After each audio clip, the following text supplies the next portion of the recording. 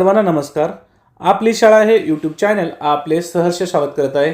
आम्ही आपणासाठी नेहमीच नवनवीन शासन निर्णय घेऊन येत असतो। आज देखील निवृत्ती वेतनधारक व कुटुंब निवृत्ती वेतनधारक यांच्या मृत्यूनंतर त्यांच्या थकबाकी नक्की त्यांच्या वारसास कशा प्रकारे प्रदान करायचे आहे या कार्यपद्धतीमध्ये काही बदल करण्यात आलेला आहे। त्याबाबतचा सुधारित GR आपल्याला प्राप्त झाला आहे। नक्की या GR मध्ये आज काय सांगितलेले आहे ते आपण समजून घेऊया। तत्पूर्वी आपण जर आपली शाळा या यूट्यूब चॅनलवर नवीन असतील तर सर्वप्रथम या यूट्यूब चॅनलला सबस्क्राइब करायला विसरू नका। चला तर सुरुवात करूया आजच्या व्हिडिओला। पहा, महाराष्ट्र शासन वित्त विभाग यांचा 7 एप्रिल 2026 चा हा GR आहे आणि या शासन निर्णयाच्या प्रस्तावनेमध्ये काय सांगितलेले आहे ते आपण समजून घेऊया। पहा, निवृत्ती वेतनधारकाच्या कुटुंब निवृत्ती वेतनधारकाच्या मृत्यूनंतर निवृत्ती वेतनाच्या कुटुंब निवृत्ती वेतनाच्या हयातकालीन थकबाकीचे प्रदान महाराष्ट्र कोषागार नियम पुस्तिका 1968 मधील 359(1) ब नुसार त्याने नामनिर्देशित केलेल्या व्यक्तीला किंवा त्याच्या वारसाला त्याच्या मृत्यूनंतर 1 वर्षाच्या आत त्यांनी अर्ज सादर केल्यास देण्याची तरतूद आहे। आपल्या सर्वांना माहिती आहे, निवृत्ती वेतनधारक किंवा कुटुंब निवृत्ती वेतनधारक यांच्या मृत्यूनंतर त्यांचं जे काही थकबाकीचे प्रदान असतं ते त्यांनी जो नेमलेला वारस असतो त्याला 1 वर्षाच्या आत अर्ज केल्यानंतर देण्याची तरतूद आहे। तर मुंबई वित्तीय नियम 1959 मधील नियम क्रमांक 72 अन्वये निवृत्ती वेतनधारकाच्या मृत्यूनंतर हयातकालीन थकबाकीचे प्रदान करण्यासाठी वारसाकडून शतपूर्ती बंधपत्र घेणे देखील बंधनकारक असतं। जर निवृत्ती वेतनधारकाच्या मृत्यूनंतर त्याच्या वारसाला थकबाकीचे प्रदान करायचे असेल तर त्यांना शतपूर्ती बंधपत्र देणे हे बंधनकारक असतं, आपल्या सर्वांना माहीत आहे। महाराष्ट्र कोषागार नियम 1968 मधील नियम क्रमांक 359 अ ते ड नुसार नामनिर्देशन देण्याबाबत तरतूद केलेली आहे। त्यानुसार एखाद्या निवृत्ती वेतनधारक कुटुंब निवृत्ती वेतनधारकाने मृत्यूपूर्वी नामनिर्देशन नमुना 42 अ या नमुन्यामध्ये रीतसर नामनिर्देशन केले नसल्यास अशा प्रकरणी वारसास न्यायालयाकडून वारसा हक्क प्रमाणपत्र प्राप्त करून घेऊन कोषागार कार्यालयात सादर करावे लागते। आपल्या सर्वांना माहिती आहे, निवृत्ती वेतनधारक असेल किंवा कुटुंब निवृत्ती वेतनधारकाच्या मृत्यूपूर्वी जर त्याने नामनिर्देशन नमुना 42 अ रीतसर भरला नसेल तर त्याच्या वारसास जर थकबाकी हवे असेल तर त्यासाठी त्यांना न्यायालयाकडून वारसा हक्क प्रमाणपत्र मिळवावं लागतो आणि ते कोषागार कार्यालयामध्ये जमा करावं लागते। तर वारसदारांना सदर नियमाबाबत माहिती नसल्यामुळे अर्ज विहित वेळेत सादर करण्यासाठी शतपूर्ती बंधनपत्र वारसा हक्क प्रमाणपत्र प्राप्त करून घेण्यासाठी कालावधी व आर्थिक बोजा वारसावर येतो। त्यामुळे महाराष्ट्र कोषागार नियम 1968 नियम क्रमांक 359(1) ब मुंबई वित्तीय नियम 1959 मधील नियम क्रमांक 72 च्या तरतुदीमध्ये सुधारणा करण्याच्या शासनाच्या विचाराधीन होते आणि त्या अनुषंगाने खालील निर्णय घेण्यात आलेला आहे। वारसांना सदर नियमाची माहिती नसल्यामुळे किंवा अर्ज विहित वेळेत सादर न केल्यामुळे त्यांना एक तर वेळ पण देखील जातो आणि आर्थिक बोजा देखील सहन करावा लागतो। तरी शासनाचा जो पूर्वीचा जो नियम होता त्यामध्ये सुधारणा करण्यासाठी हा नवीन शासन निर्णय आज आपल्या समोर आणलेला आहे। तर आपण शासन निर्णय काय ते समजून घेऊया। शासन निर्णय 1, महाराष्ट्र कोषागार नियम 1968 नियम क्रमांक 359 ब मधील 1 वर्षाची अट शिथिल करण्यात येत असून ती 5 वर्षे करण्यात येत आहे। निर्देशित वारसदारांनी हयातकालीन थकबाकी मिळवण्यासाठी अर्ज अधिदान व लेखा कार्यालय मुंबई कोषागार कार्यालयाकडे करणे आवश्यक आहे। आपल्या सर्वांना माहित आहे, जर वारसाला थकबाकी पाहिजे असेल तर त्याने 1 वर्षाच्या आत काय मुंबई कोषागार कार्यालयाकडे अर्ज करणे आवश्यक होतं। तर हा जो 1 वर्षाचा कालावधी होता तो आता 5 वर्षे करण्यात आलेला आहे। हा एक महत्त्वपूर्ण बदल हा नवीन शासन निर्णयामध्ये आपल्याला दिसून येतो। दुसरा बदल पाहूया, नामनिर्देशित वारसदाराने निवृत्ती वेतनधारक कुटुंब निवृत्ती वेतनधारकाच्या मृत्यूच्या दिनांकापासून 5 वर्षाच्या आतमध्ये अधिदान व लेखा कार्यालय मुंबई कोषागार कार्यालयास अर्ज सादर केल्यास हयातकालीन थकबाकी रक्कम परिगणना करून अधिदान व लेखा कार्यालय मुंबई कोषागार कार्यालयाने त्यांच्या स्तरावर रक्कम प्रदान करण्याबाबत कारवाई करावी। जर 5 वर्षाच्या मुदतीमध्ये वारसदाराने जर विहित नमुन्यामध्ये जर अर्ज सादर केल्यास तर कोषागार कार्यालय मुंबई हे त्यांना त्यांची रक्कम प्रदान करण्याबाबत कारवाई करणार आहे। हा देखील महत्त्वाचा या ठिकाणी बदल आपल्याला दिसून येतो। पुढे 3, नामनिर्देशित वारसदाराने निवृत्ती वेतनधारक कुटुंब निवृत्ती वेतनधारकाच्या मृत्यूच्या दिनांकापासून 5 वर्षानंतर अर्ज सादर केल्यास अधिदान व लेखा कार्यालय मुंबई कोषागार कार्यालयाने अशा प्रकरणी हयातकालीन थकबाकीची मागणी अमान्य करून ते संबंधित वारसदारास कळवावे।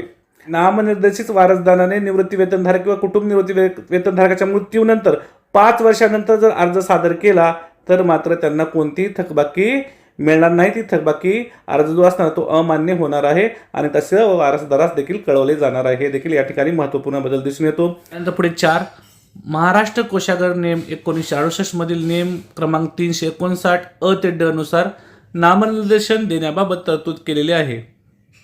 त्यानुसार एखादा निवृत्ती वेतनधारक कुटुंब निवृत्ती वेतनधारकाने मृत्यूपूर्वी नामनिर्देशन नमुना 42 अ या नमुन्यामध्ये रीतसर नामनिर्देशन केले असल्यास अशा प्रकरणी निवृत्ती वेतनधारक व कुटुंब निवृत्ती वेतनधारकाच्या मृत्यूनंतर नामनिर्देशित व्यक्तीस मुंबई वित्तीय नियम 1959 मधील नियम क्रमांक 72 अन्वये शतपूर्ती बंधपत्र भरून देण्याची आवश्यकता नाही.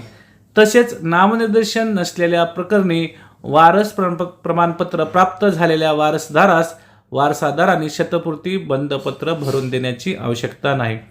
पहा नियम क्रमांक 4 मध्ये काय बदल झालेला आपण समजून घ्यायचा आहे. जर एखाद्या निवृत्ती वेतनधारकाने किंवा कुटुंबीय निवृत्ती वेतनधारकाने मृत्यूपूर्वी जर नामनिर्देशन फॉर्म भरलेला असेल, त्या निवृत्ती वेतनधारक किंवा कुटुंब निवृत्ती वेतनधारकाच्या मृत्यूनंतर आपल्याला कंपन्शन म्हणजे शतपूर्ती बंधनपत्र भरून देण्याची आवश्यकता राहणार नाही.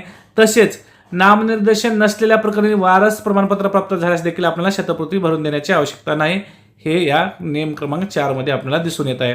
पुढे नियम क्रमांक 5 पहा. निवृत्ती वेतनधारक कुटुंब निवृत्ती वेतनधारक यांनी कोषागार कार्यालयात नामनिर्देशन केलेल्या नसल्यास अशा प्रकरणी हयातकालीन थकबाकी रक्कम रुपये 1 लाखापेक्षा कमी असल्यास आदिदान व लेखा कार्यालय मुंबई कोषागार कार्यालयाने त्यांच्या स्तरावर खालील कागदपत्राच्या आधारे हयातकालीन थकबाकी रक्कम प्रदान करण्याची कारवाई करायची आहे. पहा नियम क्रमांक 5 खूप अतिशय महत्त्वाचा आहे. जर निवृत्ती वेतनधारक किंवा कुटुंब निवृत्ती वेतनधारक यांनी कोषागार कार्यालयात नामनिर्देशन केले नसल्यास अशा प्रकारे थकबाकी रक्कम 1 लाखापेक्षा कमी असल्यास आदिदान व लेखा कार्यालय मुंबई कोषागार कार्यालयाने त्यांच्या स्तरावर खालील कागदपत्राच्या आधारे ते थकबाकी प्रदान करण्याची कारवाई करू शकतात. तर नक्की कोणकोणते कागदपत्र लागतात ते आपण या ठिकाणी समजून घ्यायचं. पहिलं कागदपत्र आहे तहसीलदार यांच्याकडून प्राप्त झालेला वारस प्रमाणपत्र.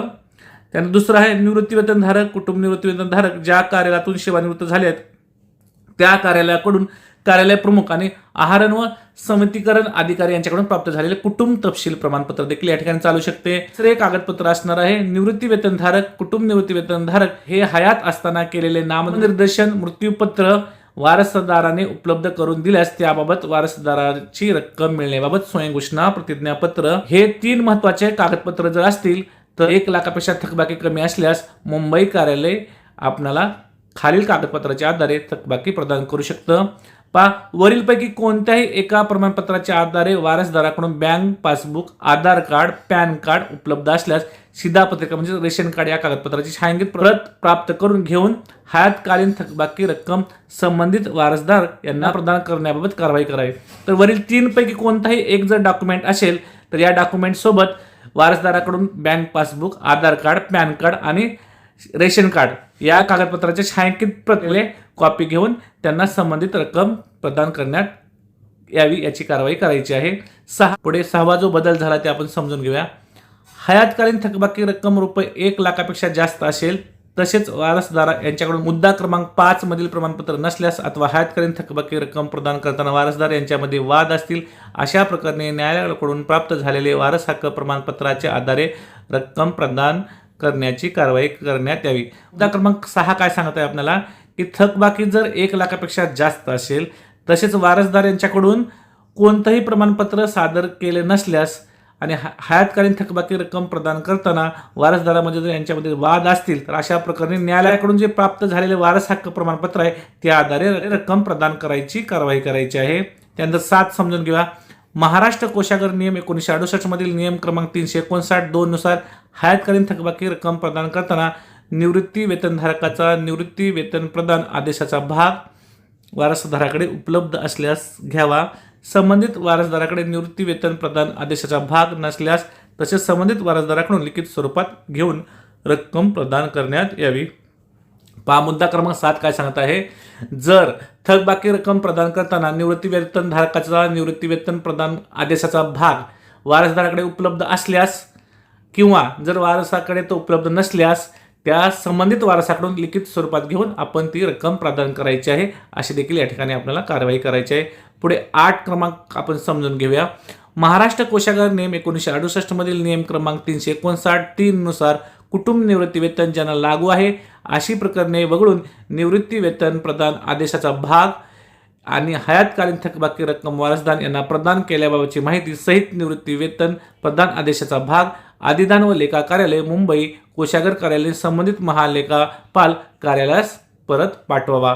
हे देखील महत्त्वाचा नियम या ठिकाणी आपल्याला बदल केल्याचा दिसून येत आहे. पुन्हा 9 वरील प्रमाणे करण्यात आलेली सुधारणा यापूर्वी वारसदारांनी अधिदान व लेखा कार्यालय मुंबई कोषागार कार्यालयात अर्ज सादर केला अथवा सुरू असलेल्या प्रकरणात सुद्धा लागू राहणार. हा जो आपला शासन निर्णय या ठिकाणी आज प्राप्त झालेला आहे, तर हा शासन निर्णय यापूर्वी देखील वारसदारांनी जे काय अधिदान व लेखा कार्यालय मुंबई कोषागार या ठिकाणी अर्ज केले असतील तर त्यांच्यासाठी देखील हे लागू असणार आहे. पुढे 10 प्रस्तुत शासन निर्णयास अनुसार महाराष्ट्र कोषागार नियम 1968 व मुंबई वित्तीय नियम 1959 मध्ये समुचित सुधारणा यथावकाश करण्यात येणार आहे. हे देखील आपण लक्षात घ्यायचं आहे. शासन निर्णय आपल्याला महाराष्ट्र शासनाच्या www.maharashtra.gov.in या संकेतस्थळावर उपलब्ध आहे. त्या ठिकाणी आपण डाउनलोड करून घेऊ शकतो. तर अशा प्रकारे आजच्या व्हिडिओमध्ये आपण निवृत्ती वेतनधारक व कुटुंब निवृत्ती वेतनधारक यांच्या मृत्यूनंतर हयातकालीन थकबाकी प्रदान अधिदान व लेखा कार्यालय मुंबई कोषागार कार्यालयामार्फत नामनिर्देशित व्यक्ती सहा व्यक्तींना अथवा कायदेशीर वारसदारास प्रदान करण्याबाबतच्या कार्यपद्धतीमध्ये जी सुधारणा करण्याबाबतचा जो शासन निर्णय आलाय तो आपण या ठिकाणी समजून घेतला. मला आशा आहे तुम्हाला सर्वांना हा व्हिडिओ नक्कीच आवडला असेल. तुम्हाला जर हा व्हिडिओ आवडला असेल तर आपली शाळा या YouTube चॅनल सबस्क्राईब करायला विसरू नका. पुन्हा एकदा भेटूया एका नवीन व्हिडिओसह. तोपर्यंत सर्वांना मनपूर्वक धन्यवाद.